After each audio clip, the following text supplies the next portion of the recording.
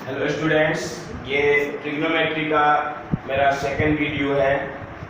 इसमें हम बात करेंगे कि ट्रिग्नोमेट्रिकल फंक्शंस का साइन किस क्वाड्रेंट में पॉजिटिव होता है, किस क्वाड्रेंट में नेगेटिव होता है।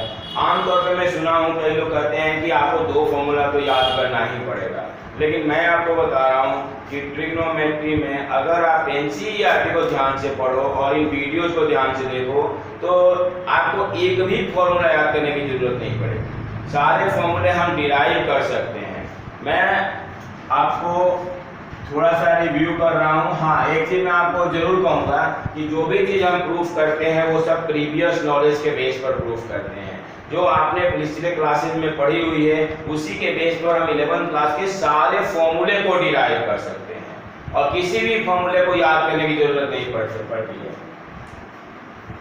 ये आपने पढ़ा होगा 10th में ही, X axis, X dash, Y axis and Y dash.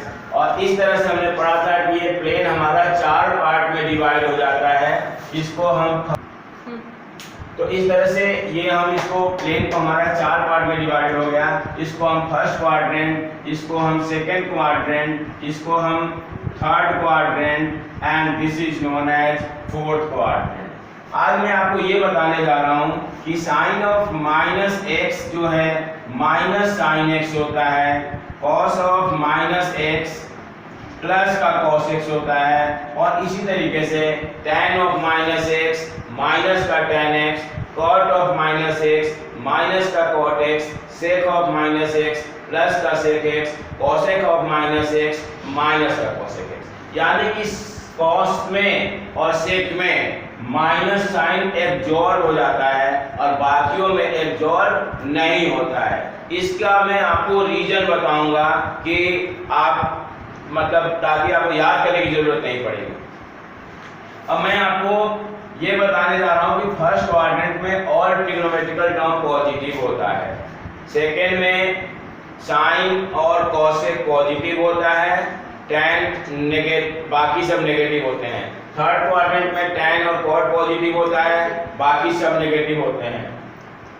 और फोर्थ क्वाड्रेंट में cos और sec पॉजिटिव होता है, बाकी सब नेगेटिव होते हैं। इसके लिए याद करने के लिए एक फ्रेज बनाया हुआ है, after school to college, ASTC। तो after school to college A means all, यानी कि फर्स्ट क्वाड्रेंट में all trigonometrical term positive, second quadrant में sine and cosec, sine and cosec, third quadrant में T यानी कि T for tan and cot, cotangent, और C for cosec, cos and sec. मैं angle इसमें नहीं शो किया हूँ यहाँ पर कि हम एंगल आप कुछ भी ले सकते हो, थीटा, अल्फा, बीटा, गामा, कुछ भी आप एंगल ले सकते हो। बस ये फ्रेज याद रखना है, आफ्टर स्कूल टू कॉलेज। ये first quadrant, second quadrant, third quadrant and fourth quadrant. अब इसके पीछे का मैं रीजन बता रहा हूँ कि क्यों फर्स्ट क्वाड्रेंट में ऑल ट्रिग्नोमेट्रिकल टर्म पॉजिटिव होता है, जबकि सेकंड में साइन और कॉसेक पॉजिटिव होता है, थर्ड में tan एंड cot पॉजिटिव होता है एंड फोर्थ में cos एंड sec पॉजिटिव होता है। इसके लिए मैं आपको इसका मैं रीजन बताने जा रहा हूँ।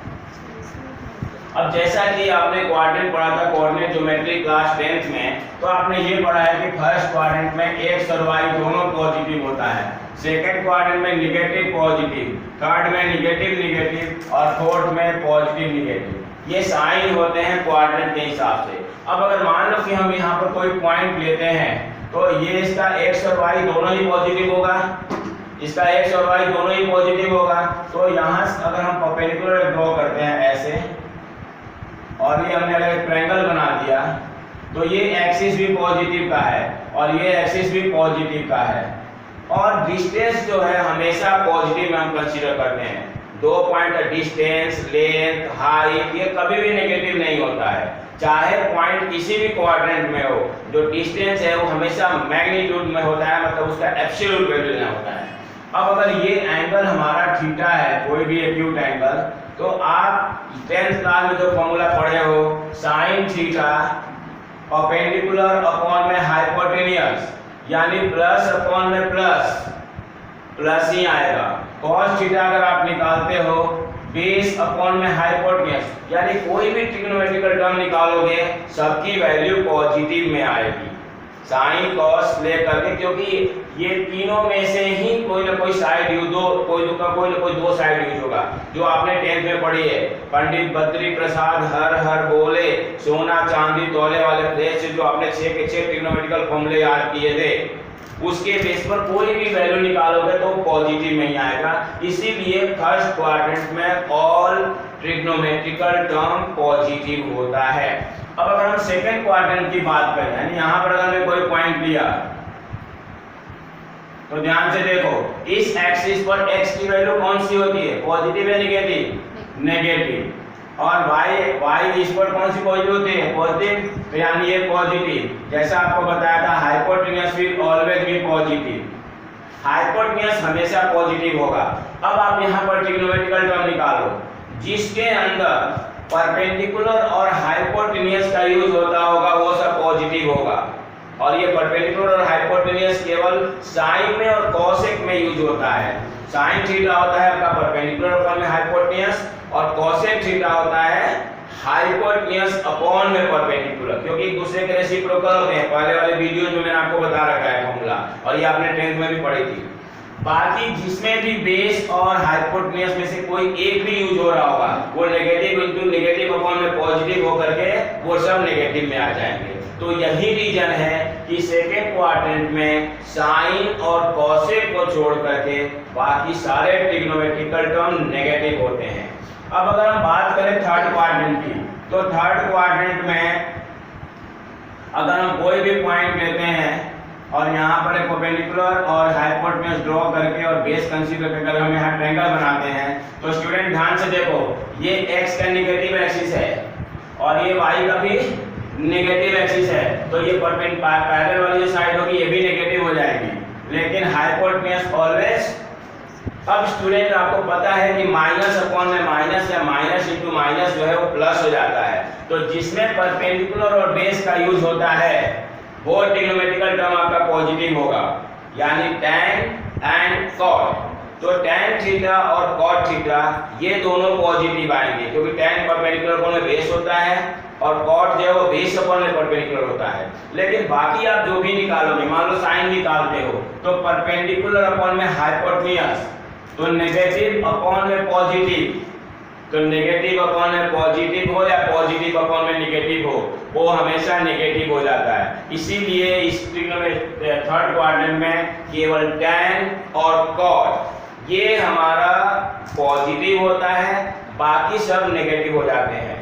एंड फोर्थ क्वाड्रेंट की बात करो तो फोर्थ क्वाड्रेंट की में अगर हम बेस लेते हैं तो पॉजिटिव है, परपेंडिकुलर लेते हैं नेगेटिव है, हाइपोटेन्यूज हमेशा पॉजिटिव होता है। इसमें जिसका बेस और हाइपोटेन्यूज जिसमें यूज होता है, जिस ट्रिग्नोमेट्रिकल आइडेंटिटी में बेस और हाइपोटेन्यूज यूज होता है, जैसे cos थीटा बेस अपॉन में hypotenuse, sec theta hypotenuse upon में बेस, वो तो दोनों पॉजिटिव हो जाएंगे। बाकी जितने भी ट्रिग्नोमेट्रिकल टर्म हैं वो सबके सब नेगेटिव होंगे। तो स्टूडेंट्स इस तरह से आप इसको प्रूफ कर सकते हो कि why all trigonometrical terms are positive in first quadrant while sine and cosec is positive for in second quadrant, tan and cot are positive in third quadrant and cos and sec are positive in third quadrant, and the remaining trigonometrical terms in these three quadrants are negative।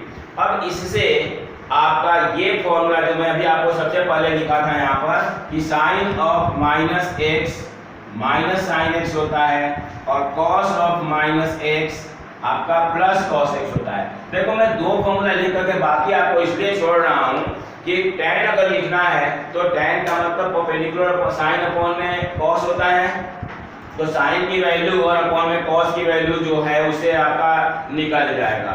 Sign tan हो गया, tan का reciprocal cot हो जाता है, sign का reciprocal cosec and cos का reciprocal sec। तो दो फॉर्मूले के विषय में आपको विशेष ध्यान देना है।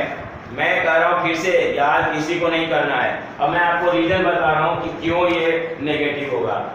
सबसे पहले वाले वीडियोज में हमने डिस्कस किया था कि जब हमारा एंगल क्लॉकवाइज रोटेट होता है तो नेगेटिव एंगल बनता है, और एंटी क्लॉकवाइज रोटेट होता है तो पॉजिटिव एंगल बनता है। तो स्टूडेंट्स हमारा ये एंगल अगर ऐसे को जा रहा है, एरो देखो ध्यान से, ये मैं प्लेस बना रहा हूँ, एरो को ध्यान से देखो, तो ये तो पॉजिटिव एंगल है, और अगर इस एरो को मैं नीचे की तरफ कर देता हूँ तो ये माइनस का थीटा हो जाएगा। तो जब साइन ऑफ माइनस थीटा निकाल रहे हो, यानी कि ये साइन जो है ये एंगल के साथ तो फोर्थ क्वाड्रेंट में है, और फोर्थ क्वाड्रेंट में साइन नेगेटिव होता है, इसीलिए साइन ऑफ माइनस एक्स जो है हमारा माइनस साइन एक्स हो गया। मेरा मकसद यही था, क्योंकि मैंने सुना है कई लोग कहते हैं कि ये तो फॉर्मूला आपको याद ही करना पड़ेगा, लेकिन मैं आपको कह रहा हूँ कि कोई फॉर्मूला आपको याद करने की जरूरत नहीं है। जितना आपको याद करना था आपने 10th में याद कर लिया। 11th क्लास के एक एक फॉर्मूले को अगर आप डिराइव कर लेते हो, समझ लेते हो, तो आपको कोई फॉर्मूला याद करने की जरूरत नहीं पड़ेगी, और आप हर फॉर्मूले आपके माइंड में बिल्कुल सेट हो जाएगा। इन वीडियोज को देखने के बाद अगर आपको कोई क्वेरीज होती है तो मेरे को आप कांटेक्ट कर सकते हो। मेरा नंबर आपको 9278275835 है। मेरा ईमेल आईडी sbpande71@gmail.com है एंड mathematicalpoint@gmail.com है। आप गूगल पे सर्च करके भी मेरा कांटेक्ट नंबर, मेरा एड्रेस का पता कर सकते हो, और आपको रिक्वायरमेंट अगर है तो आप मेरे को मैसेज करके आप मेरे से कोई भी कंटेंट के विषय में शेयर कर सकते हो, ले सकते हो, पूछ सकते हो। अब मैं आपको बताने जा रहा हूं कि जो कॉस हो गया पॉजिटिव, इसी के हिसाब से चूंकि कॉस और सेक जो भी है वो इसमें नेगेटिव होता है, पॉजिटिव होता है, तो वो दोनों पॉजिटिव रहेंगे, लेकिन बाकी सारे के सारे ट्रिग्नोमेट्रिकल टर्म्स हमारे पॉजिटिव हो जाएंगे, नेगेटिव हो जाएंगे। Only cos and sec are positive in this situation -x and the remainings are negative, sin of -x minus sin x, tan of -x minus tan x। तो ये सबसे पहला आपका फॉर्मूला था ये ट्रिग्नोमेट्रिकल फंक्शन का। अब हम बात करते हैं रेंज एंड डोमेन की, और जो अभी मैंने आपको क्वाड्रेंट का बताया था ये आपके एनसीईआरटी में पेज नंबर 58 में टेबल बना हुआ है, और ये एनसीईआरटी में जो चीजें लिखी हुई है आप उसको ध्यान से पढ़ना। अब मैं आपको दो चीज बताना चाहूंगा जो आपने सेकंड चैप्टर में पढ़ा था, डोमेन एंड रेंज। क्योंकि फर्स्ट वीडियो में मैं आपको बताया था कि ट्रिग्नोमेट्री भी एक तरह से फंक्शन है, इसको हम ट्रिग्नोमेट्रिकल फंक्शन बोलते हैं। 12th क्लास में आप इनवर्स ट्रिग्नोमेट्रिकल फंक्शन पढ़ोगे, तो जैसे अदर फंक्शन का रेंज एंड डोमेन होता है, वैसे ही इस ट्रिग्नोमेट्रिकल फंक्शन का भी रेंज और डोमेन होता है। बाकी मैं एक बार थोड़ा सा फिर से बताना चाहूंगा, डोमेन क्या होता है, set of those values for which our function is defined, and range जो भी रिजल्ट आता है जिन दो नंबरों के बीच में उस फंक्शन की वैल्यू आती है वो उसका रेंज कहलाता है। तो आपको साइन और कॉस के डोमेन की जो वैल्यू है वो r होता है, यानी कि साइन एक्स या साइन थीटा और कॉस थीटा कहीं भी नॉट डिफाइन नहीं होता है। अब मैं आपको बता दूं, ये भी आपको याद करने की जरूरत नहीं है, मैं अभी आपको ग्राफिकल रिप्रेजेंटेशन के हिसाब से बताऊंगा। और दूसरी बात है कि आपने 10th क्लास में जो टेबल पढ़ी है उसमें साइन और कॉस इन दोनों के टेबल में कोई भी इंफिनिटी नहीं आता था, जो भी वैल्यू आता था वो फाइनाइट वैल्यू आता था, जबकि टैन और कॉट और सेक और कॉसेक उनमें इनफाइनाइट वैल्यू आते थे।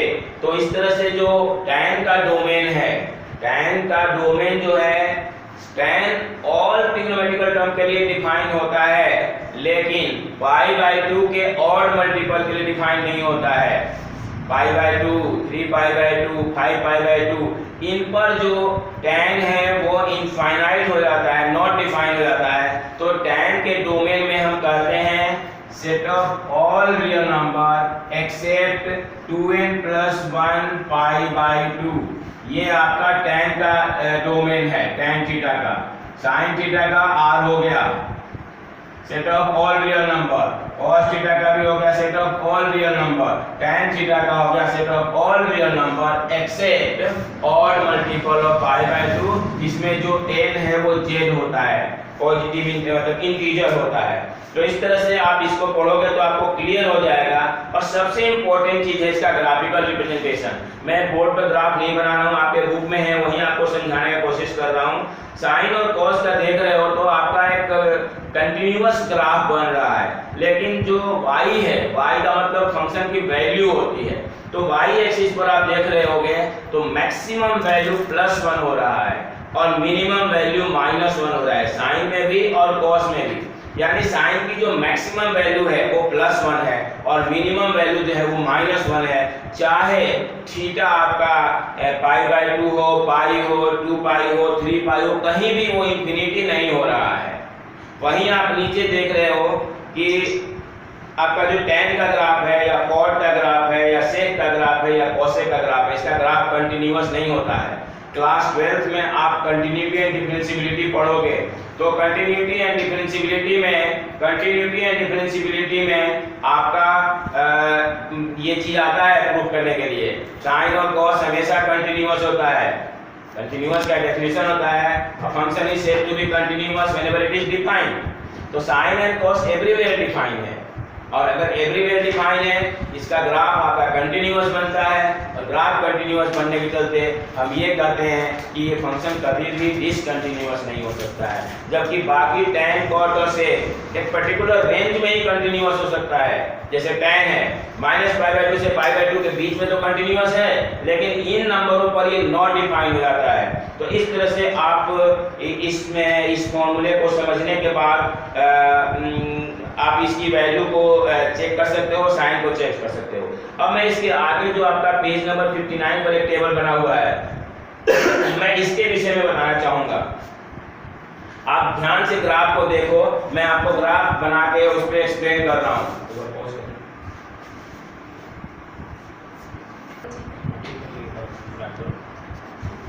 तो अब मैं आपको बताने जा रहा हूं कि ग्राफ से हम कैसे इस टेबल को याद करेंगे।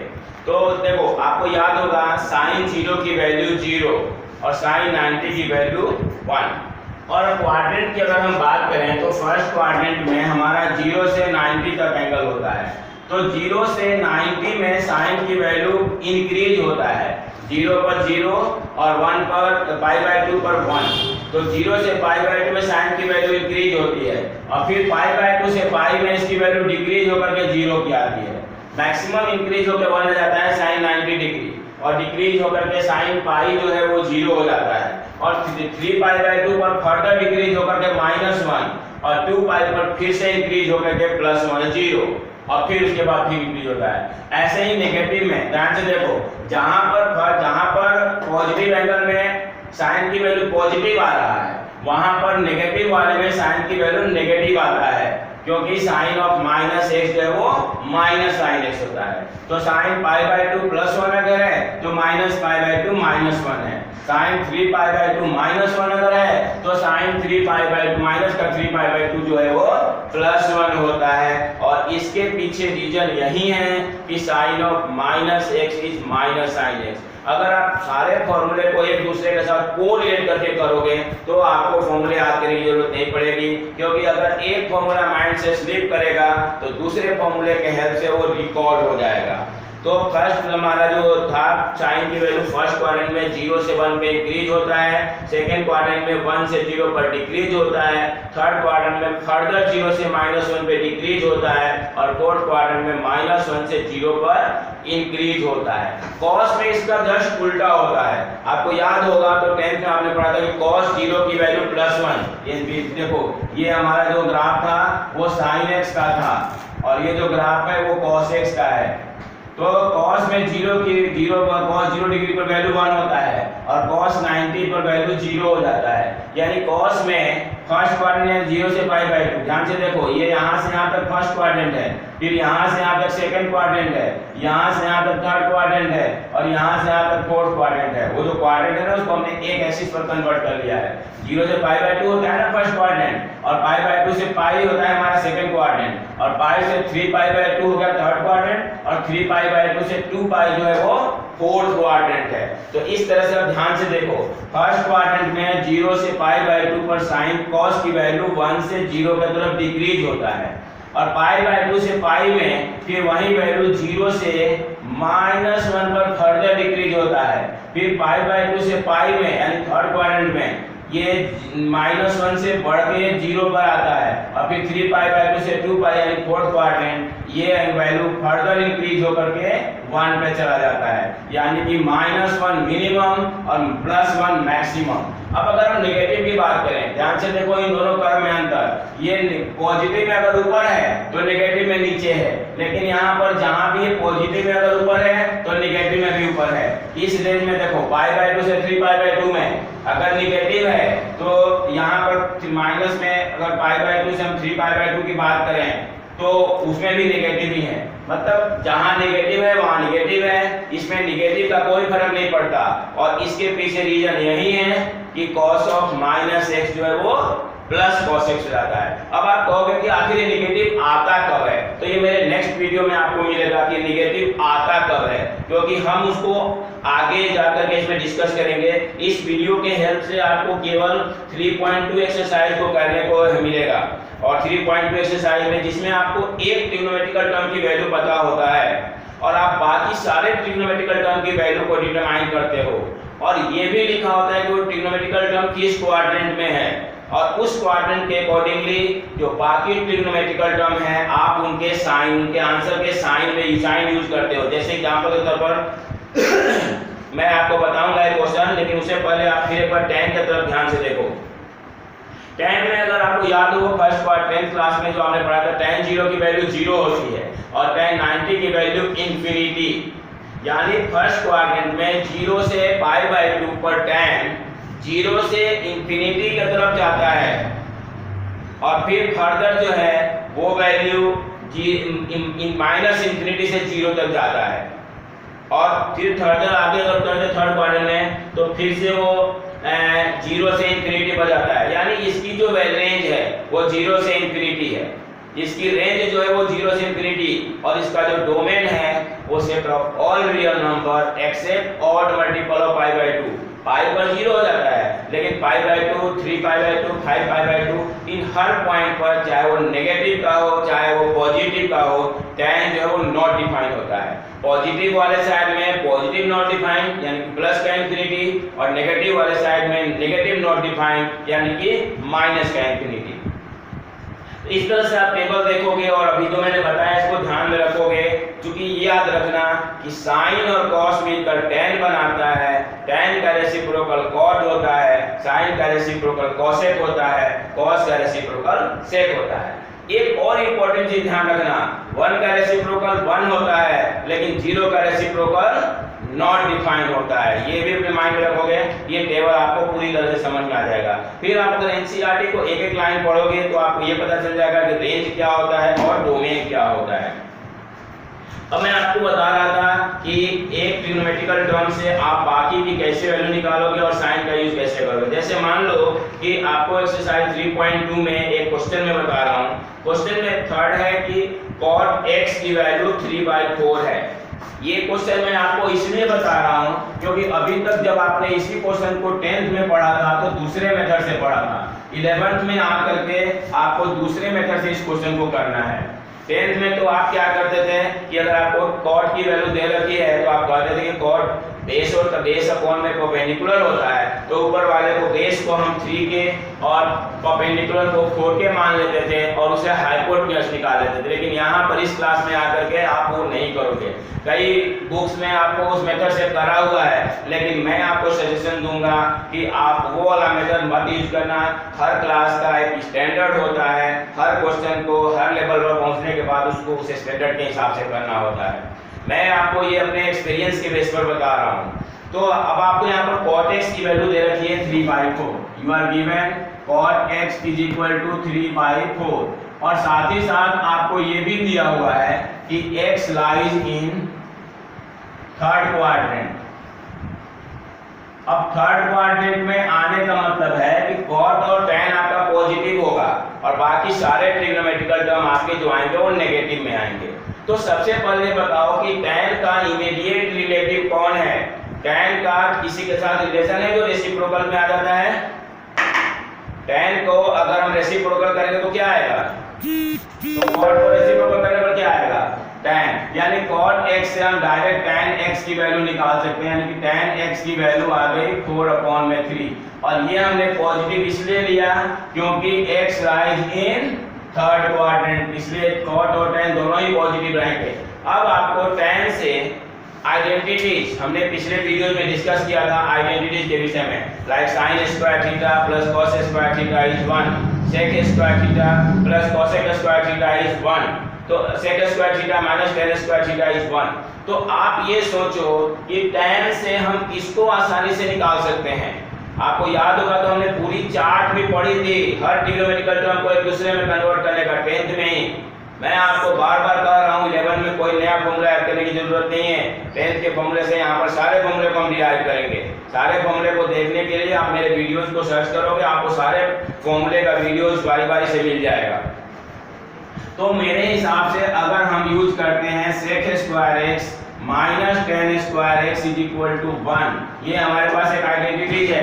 अगर हम इसमें tan की वैल्यू पुट करें तो हमें sec की वैल्यू मिल जाएगा, sec square x minus tan x की वैल्यू क्या है 4/3, इसका स्क्वायर करोगे तो आ जाएगा 16/9।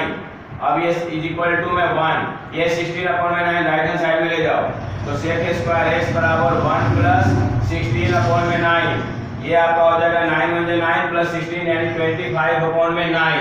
तो sec x की वैल्यू जो है वो आ जाएगा आपका माइनस का 5/3। अब मैं आपसे ये जानना चाहूंगा कि मैंने माइनस 5/3 क्यों लिया है। ये से तो स्क्वायर रूट करने पर प्लस माइनस दोनों आता है, लेकिन मैंने माइनस क्यों लिया यहाँ पर? क्योंकि x lies in third quadrant, और थर्ड क्वाड्रेंट में sec हमारा नेगेटिव होता है। x lies in third quadrant, x lies in third quadrant, तो sec की वैल्यू आ गई। अब sec को अगर हम रेसिप्रोकल करते हैं तो हमें क्या मिलेगा? तो स्टूडेंट cos मिलेगा। cos x जो है, cos x जो होता है 1/sec x होता है, यानी कि माइनस का 3/5 हो जाएगा इसका रेसिप्रोकल। और माइनस हम यहाँ पर इसलिए ले रहे हैं क्योंकि x lies in third quadrant. अब स्टूडेंट मुझे ये बताओ, क्या cos से आप sin की वैल्यू निकाल सकते हो? तो बोलोगे yes, sin square x plus cos square x is 1। हाँ, तो cos square x sin square x की वैल्यू जो होती है 1, उसमें हम cos की वैल्यू यूज करके sin निकाल सकते हैं। tan x और cos x को भी यूज करके निकाल सकते हैं। हाँ, या tan को अगर हम cot x की वैल्यू होती है cos/sin, उसको हम अगर cos से मल्टीप्लाई कर दें तो cos कैंसिल होकर के sin से tan की वैल्यू होती है sin/cos। tan को अगर हम cos से मल्टीप्लाई कर दें तो भी हमें sin की वैल्यू मिल जाएगी, और sin का अगर हम रेसिप्रोकल कर देते हैं तो cos की वैल्यू आ जाएगी। इस तरह से आप इनके क्वेश्चनों को कर सकते हो, और इसमें आइडेंटिटी यही आइडेंटिटी यूज करोगे। दूसरा, आपको याद होगा फर्स्ट वीडियो में मैंने आपको बताया था कि sin 2n pi x, sin 2n pi plus x जो है वो sin x होता है, और cos 2n pi plus x जो है वो cos x होता है। आपके टेक्स्ट बुक में 56 नंबर पेज पर है।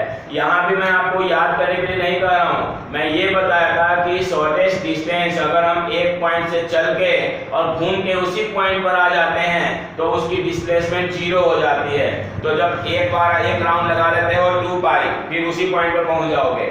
दूसरा राउंड लगा लेते हो 4 पाई, यानी कि 2 pi plus x, 4 pi plus x, 6 pi plus x, 8 pi plus x, उसकी वैल्यू हमारी सेम ट्रिग्नोमेट्रिकल टर्म आ जाती है। तो इसके बेस पर हम ये वाले जो क्वेश्चन आगे हैं जिनमें आपको वैल्यूज निकालनी है वो आप कर सकते हो। sin 765, मान लो आपको sin 765 की वैल्यू निकालने के लिए कहा जाए कि find the value of sin 765। sin 765 degree की अगर आपको वैल्यू निकालनी है तो इसको हम सबसे पहले रेडियन में कन्वर्ट कर देंगे। स्टूडेंट्स, एक चीज याद रखना, अभी तक आपने 10th क्लास में डिग्री के विषय में पढ़ा था, अब 11th क्लास में आप डिग्री को नहीं, आपको रेडियन के विषय में ही ज़्यादा यूज करना है। तो सबसे पहले हम इसको रेडियन में कन्वर्ट कर देंगे। आप कैलकुलेट करके देखना, ये कटेगा और 765 पाई बाई 180 को हम कैंसिल कराएंगे, 5 से 36 और 5 से 153, फिर ये कटेगा 3 12 जा और 3 51 जा, फिर 3 4 जा। तो इसको मैंने क्या किया, रेडियन में कन्वर्ट कर दिया। रेडियन में कन्वर्ट करने के बाद हमने इसको देखा 16 पाई जो है वो 4 राउंड 4 पाई, मतलब एक तरह से हम इसको टेबल पढ़ के देखेंगे कि ये कितने बार में जा रहा है, या तो 2n पाई प्लस थीटा या 2n पाई माइनस थीटा। क्योंकि जब हम 2n पाई माइनस थीटा करेंगे तो वो फोर्थ क्वाड्रेंट में आ जाएगा, बस वहां पर साइन चेंज हो जाता है। तो इसको मैंने देखा तो ये 4 पाई प्लस पाई बाई 4 हो रहा है, और 4 पाई ये जोड़ होकर के फॉर्मूले के हिसाब से साइन पाई बाई 4 हो गया, और साइन पाई बाई 4 की वैल्यू 1/√2 होती है। और इसी तरीके से अगर हमारे पास ये एंगल में पहले निगेटिव आ गया होगा, तो निगेटिव आ गया होगा तो माइनस का फॉर्मूले का हम इस्तेमाल करेंगे, जो फॉर्मूला अभी हमने डिस्कस किया, cosec of minus theta becomes minus cosec theta, और फिर इस थीटा को रेडियन में कन्वर्ट करेंगे, और रेडियन में कन्वर्ट करके इसी फॉर्मूले के हिसाब से हम उसको यूज करेंगे। तो इस तरह से इस वीडियो के हेल्प से आप 3.2 एक्सरसाइज आप कर सकते हो। नेक्स्ट वीडियो के लिए आप वेट करना, trigonometrical functions of sum and difference of two angle आएगा, और इसमें सबसे इंपॉर्टेंट फॉर्मूला जो मैं आपको प्रूव करके बताऊंगा वो है cos of x plus y is equal to cos x plus cos y, जो कि आमतौर पर करते हैं लोग याद करने पड़ेंगे, लेकिन मैं आपको बताऊंगा कि याद करने की जरूरत नहीं है। उस फॉर्मूले को भी मैं आपको डिराइव करके बताऊंगा डिस्टेंस फॉर्मूला के हेल्प से। Okay, thank you.